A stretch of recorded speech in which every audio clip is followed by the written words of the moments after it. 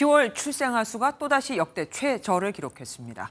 19,000명으로 2만 명이 채 안 됩니다.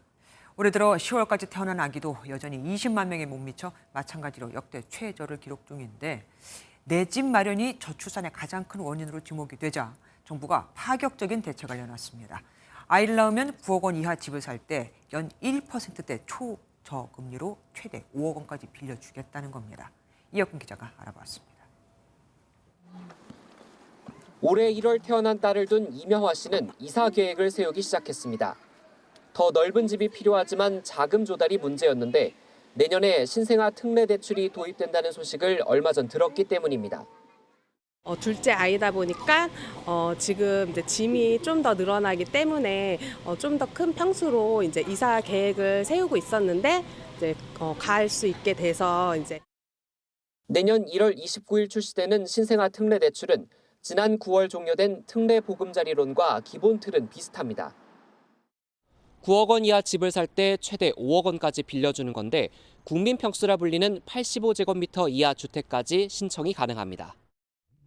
다만 신청일 기준으로 2년 안에 출산한 가구만 가능하고 2023년생부터 신청할 수 있습니다. 소득과 자산 기준도 있어 부부 합산 연소득 1억 3천만 원, 자산은 4억 6,900만 원을 넘어서는 안 됩니다.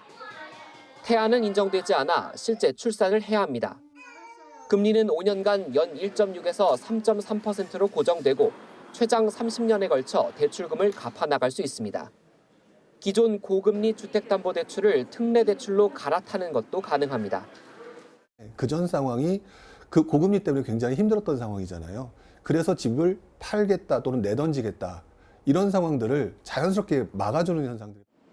정부는 대출금을 갚는 동안 추가로 출산을 하면 아이 한 명당 금리를 0.2%포인트 더 깎아주고 금리 고정 기간도 5년 늘려주기로 했습니다. MBN 뉴스 이혁근입니다. 안녕하세요. 김주하입니다. 공정하고 신속한 MBN 뉴스, 유튜브를 통해서도 만나보실 수 있습니다. 특히 더 많은 뉴스와 라이브를 보고 싶으시다면 오른쪽을 눌러서 구독하시면 됩니다. 어렵지 않죠? 빠르고 정확한 뉴스로 계속 찾아뵙겠습니다. MBN 뉴스를 시청해주신 여러분 고맙습니다.